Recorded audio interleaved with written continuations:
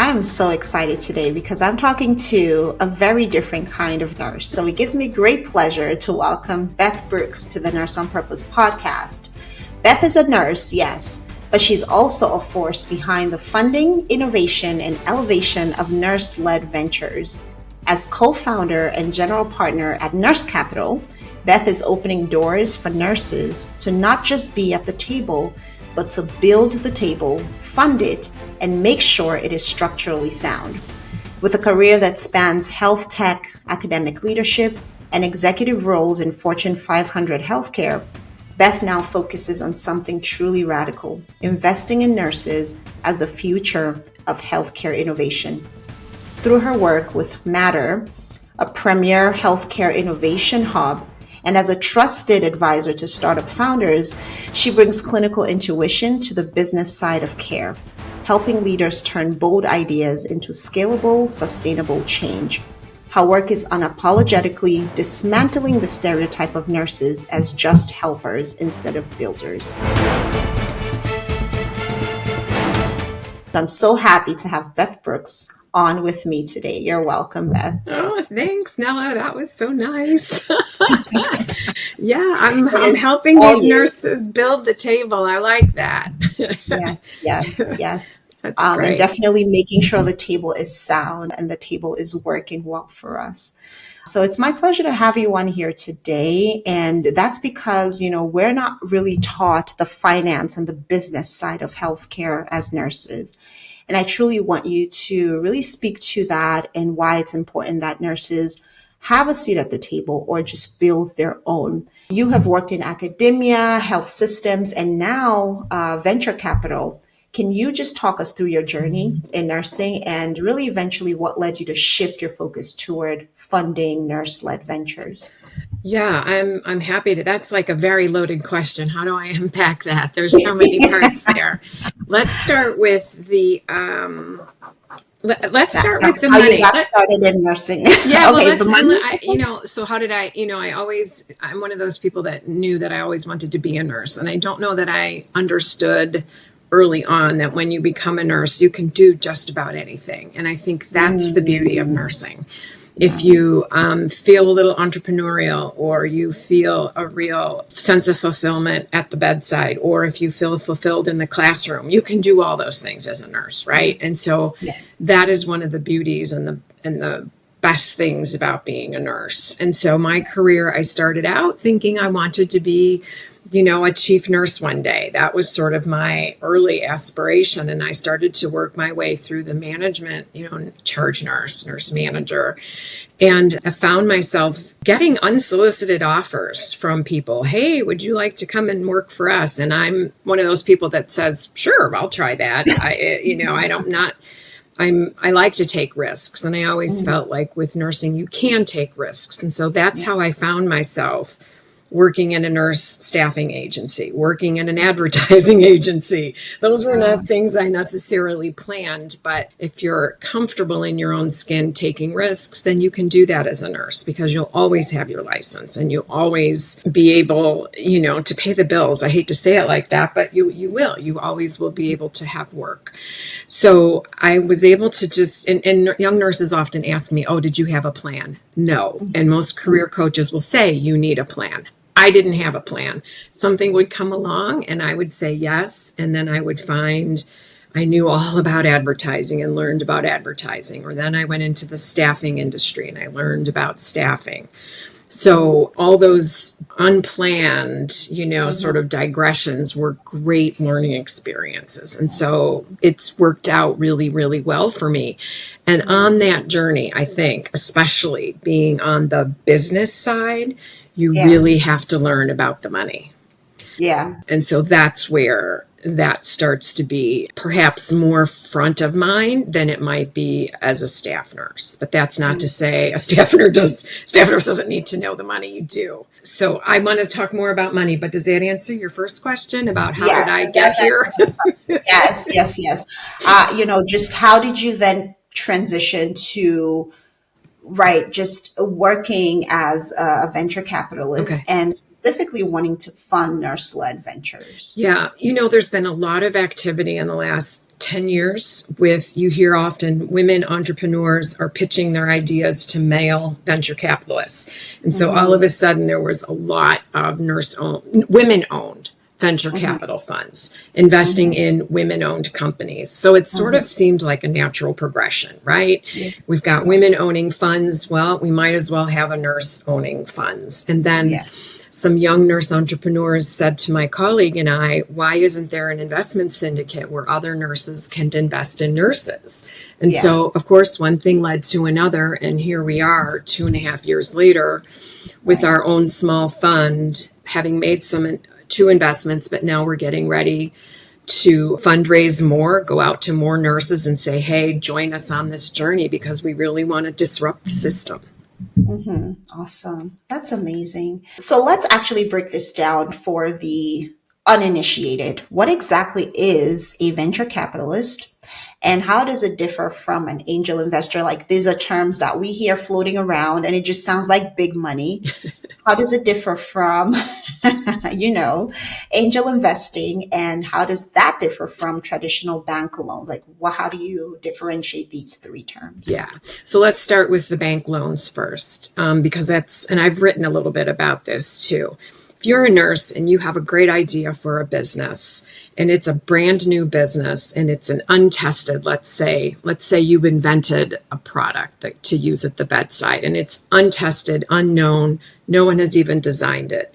It's extremely difficult to go to a bank and ask for a loan Yeah. for a business that is I don't want, it's not proven. The Yeah. product's not proven, if there's even a market for your product. And so to go to a bank with a high risk proposition is usually not an option, quite frankly. Mhm. And so when you can't get a bank loan, then it's okay. Where do you look for money? Well, some nurses will max out their credit cards. So, Mhm. some nurses will, what we call friends and family. You go to Yeah. friends and family and ask for money to invest in your idea.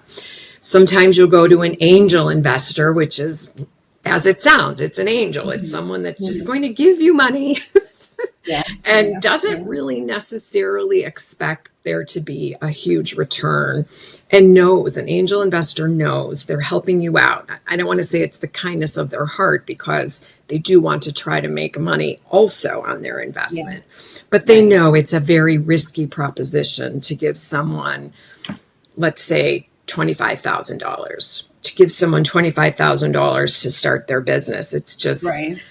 it's risky. And so angels Mhm. can sort of, sprinkle dust money around like angel dust, and they may not get their money back, but they're usually high net worth individuals who don't necessarily, perhaps don't even miss the money, right? And so Yeah. you do see there's angel investing that can be a modest amount of money, maybe $5,000 or even $10,000. You do see nurses who are angel investors.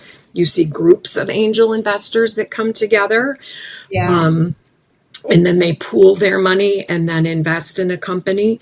So angel investing is high risk, Mhm. may not necessarily be high dollar amounts, Right. but it is not guaranteed any kind of a return. It's risky. Right.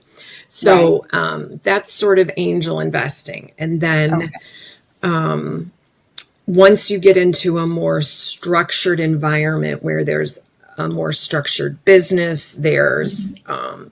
a product, there's a service, there's perhaps some new first customers, first sales, then you Mhm. start to build this business. And then you've got a little more, as they say, traction in the market. Yeah. And then Mhm. that may be more appealing to a venture capitalist because Right. there is a there, as my Yeah. partner and I like to say. All that being said, Nello, there's no cleared lines between these Mhm. things, right? There Mhm. are some venture capital funds that are all angel investing, very Mhm. early stage. They're, giving money to very early ideas. And then there are venture capital funds that are investing money later on in the process because a company is getting ready to go public. So it sort of runs the gamut, and it's pretty fluid. Like you Yeah. go from, you hear angel investing to seed to pre-seed to late Right. seed. It's like all Right. these terms, and there's not necessarily a clear line Mm-hmm. between this is 1 million, this is 3 million, right? Yeah. It's fluid. Yeah. But Okay. venture capital is you're giving away some of the ownership of your company for the money that the investor is giving you. So Oh, I in essence, you now have a partner in your right. business, and they have Right. invested their money, and they will own Mm-hmm. a portion of your business. Mm. And they go into business partnerships where there has been some proven track record and it's not as risky, would you say, I, th- I than the angel investor? Yeah, yes. I mean, most people would say that if you're a venture capital and you're investing in a company that's, a late seed company that has revenue, that has a client base, that has a pipeline, as they call it, of clients or contracts that are pending. Once the company starts to show some real viability in the market, then venture capital gets quite interested. Yeah. But like anything, it's still risky. You Yeah. know, Of course. we change our administration and policies change, and Right.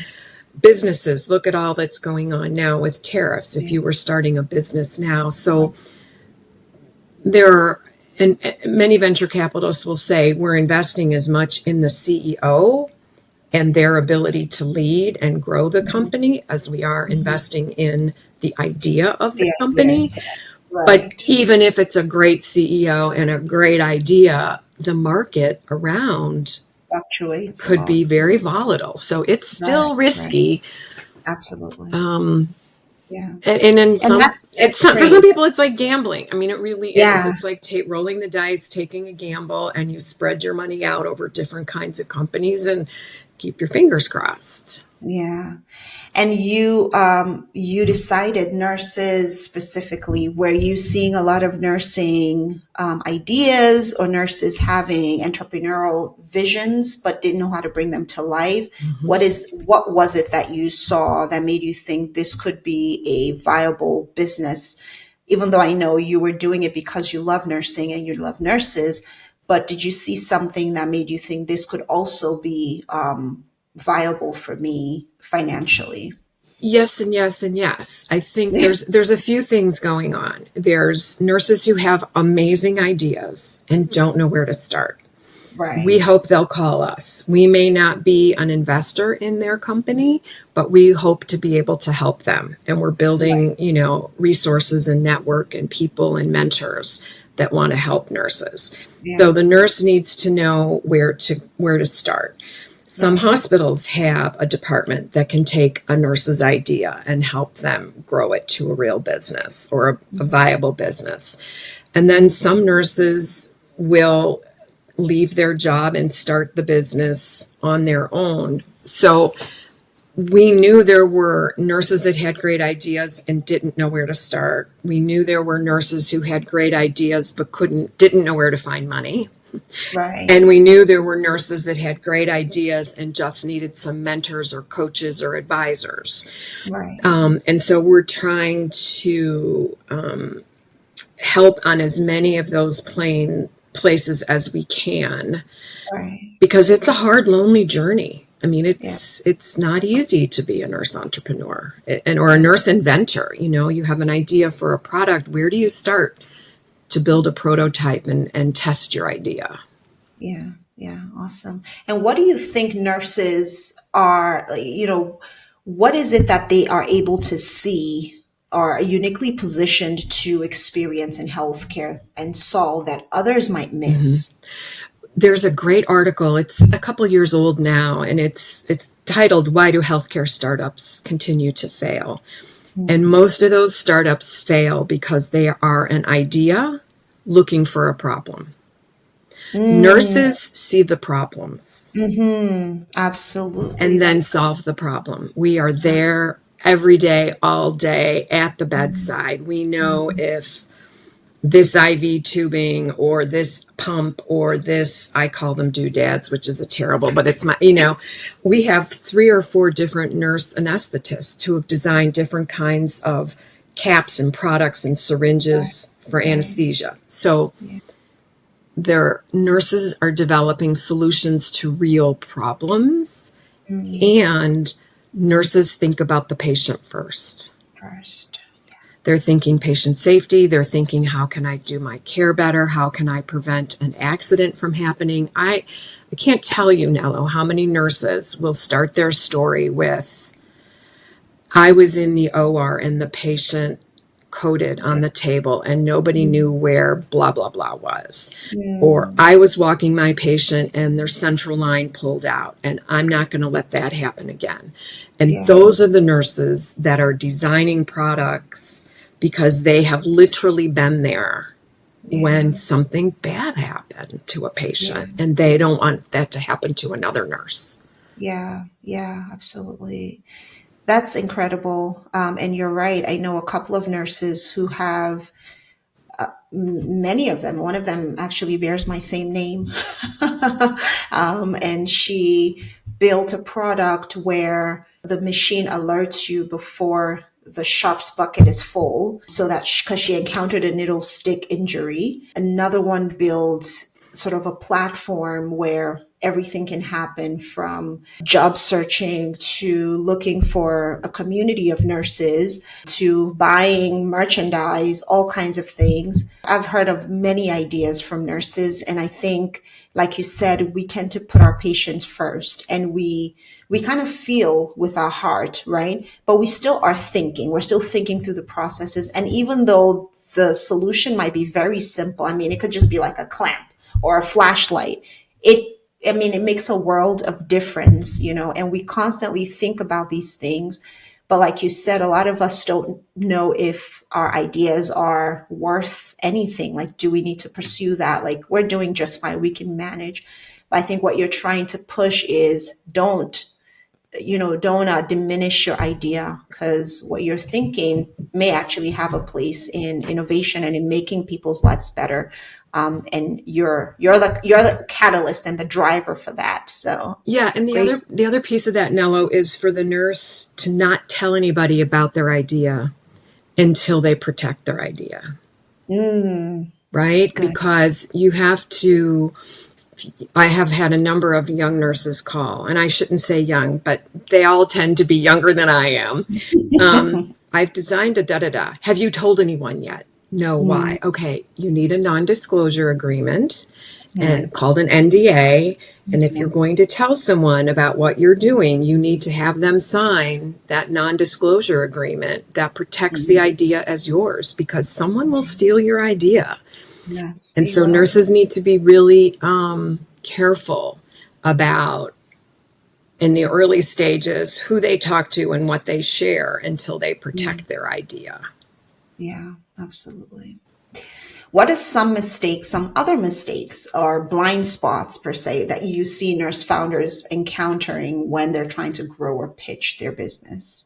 I think one of the biggest challenges for nurse entrepreneurs is they, generally speaking, don't have a network, for lack of a better term, of business people. And I'm using that term broadly. But if it were you and I, and, a family member came up to one of us and had a condition, and we weren't familiar with that condition and they needed advice, you or I could pick up the phone and call 10 other nurses and get help for that patient or that family member. If I'm a nurse and I have an idea for a product, I don't have people in my network that know how to manufacture. I don't have people that know how to build a prototype. I don't maybe have a finance person. So I think nurse entrepreneurs, generally speaking, don't have large networks built, let's call it the business world, for lack of a better term. So where do you go for financial? Where do you go for marketing? Where do you go for technology? Where do you go for back office, just, infrastructure, paying the bills, right? I mean, there are natural networks that we have based on our profession and our colleagues we interact with. But when you're a nurse entrepreneur, you're sort of moving away. You still need your clinical contacts, but now you need a whole different type of contact in your Rolodex. And that can be really tricky for nurse entrepreneurs. I mean, it's a little bit easier because there's more nurse entrepreneurs out there now. And so they share and help each other. And of course, the other way to do that is to go back to school. There are nurse entrepreneurs that will go and complete a certificate in entrepreneur or a master's in innovation or something like that. And then they take their idea and learn during school what to do with their idea. Now, when we spoke before, you said something that you were on the phone with somebody and they said to you, well, why are you funding nurses? Like, why are you putting your money into nurse businesses? And they were surprised that nurses actually own businesses. That is, of course, an old stereotype of the handmaidens that we are trying to get rid of, right? That's our common thread. Why do you think that this stereotype still continues to persist? And the second question, what role do you think that access to capital or innovation can play in challenging that image? Yeah, the first one about the stereotype and the public's perception of what nurses do and are, I think that is gosh, we could talk for hours about that topic. We're clearly not portrayed accurately in the media. We're not portrayed accurately TV, movies. So they're only patients, I think, or the only people that really know what nurses do are the ones who've actually probably received care from a nurse. So it is, I remember even when my dad was ill and he said to some other person in healthcare, oh, my daughter has a PhD. And they were like, nurses can get a PhD? I didn't know that. So there's all these things we do that it's just not a natural thought that comes top of mind to someone about what a nurse is. We've been working on that for years. We need to keep working on it. Nurses are in all walks of life, right? We might be teachers, we might be marketers, we might be entrepreneurs, inventors, but the public doesn't generally think of us. They think of us as the nurse in the hospital, maybe in a clinic, but mostly the nurse in the hospital. And then the reason we wanted, I think your second question, Ella, was why are we doing this? Like, why nurses? We believe that if we put money and the power in the hands of nurses, they will be more powerful. We want to have nurses owning businesses, owning successful businesses, putting more money into the system to support other nurses. And I think money makes this world go around. And to the extent that we can have more money or generate more money or run successful businesses, I believe will be more influential and more powerful. Yeah, absolutely. What advice would you give a nurse with a business idea who thinks, I don't know where to start, or this is too big for me?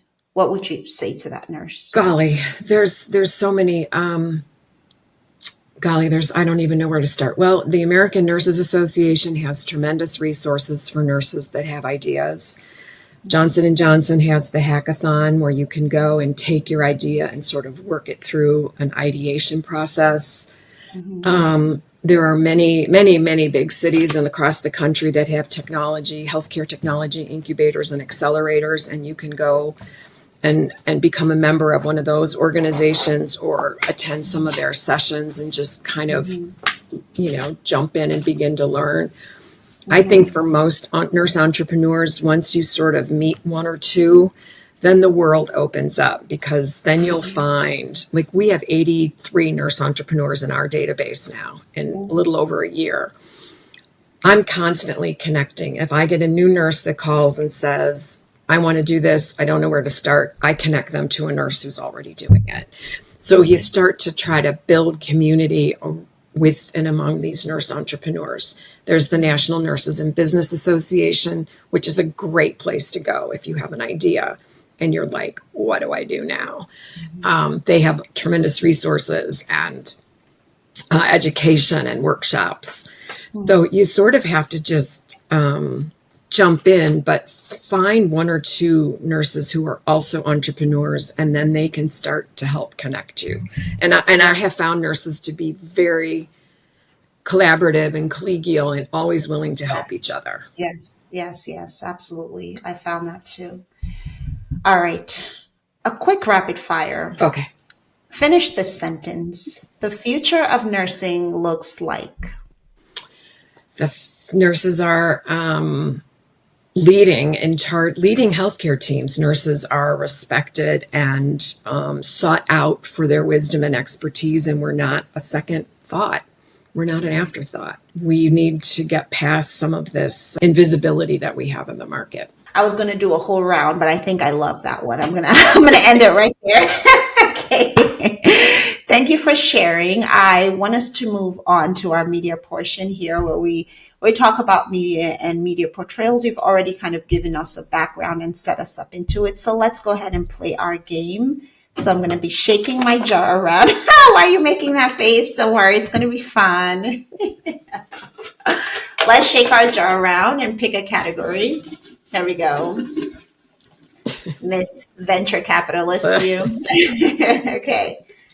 So your category is, fiction novel. Oh. I hope you like to read. I see a lot of books in your background. I do like to read.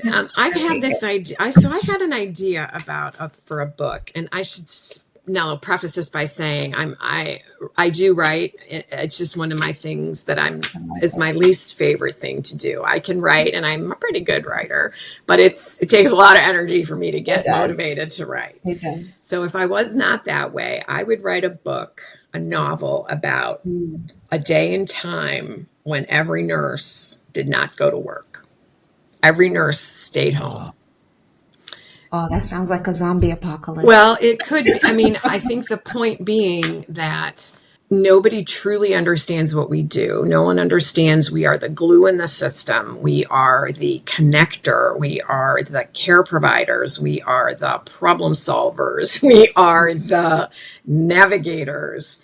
And if every nurse stopped and didn't go to work tomorrow, what would happen to our healthcare system?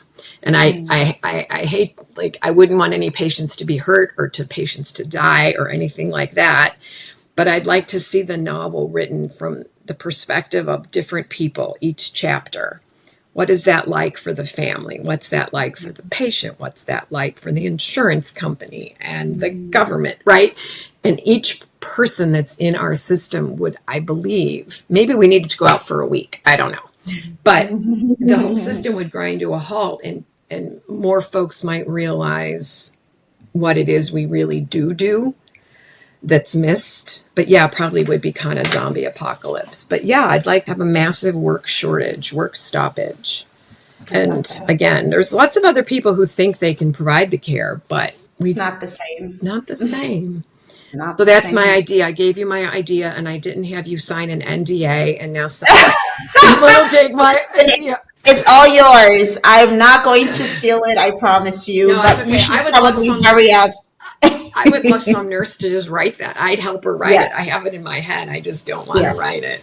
Well, if anybody wants to write this, Beth, and you guys can do a duet together and make that book come alive, because I think it would be a phenomenal read. I would definitely get my hands on it. Thank you so much for being my guest today, Beth. It's been a delight to have you. Where can people find you to connect? Probably the easiest way is on nursecapital.net, our website. My bio's there. We have an information email address, and of course also on LinkedIn. Awesome. That's probably the best place. Those two are easy and quick to find. Awesome. Thank you again. Thank you all my viewers for watching, for tuning in, and just for staying plugged in till the end. Grateful to you, Beth, for being here, and I'll see you guys in the next one. Bye-bye. Bye. Thanks, Nello.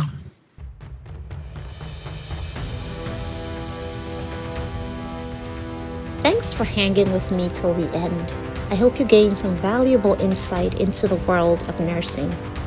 If today's episode inspired you, please like, subscribe, and share with someone who needs to hear about the amazing work nurses are doing. Let's keep breaking stereotypes and reshaping the narrative together. I'll see you next time.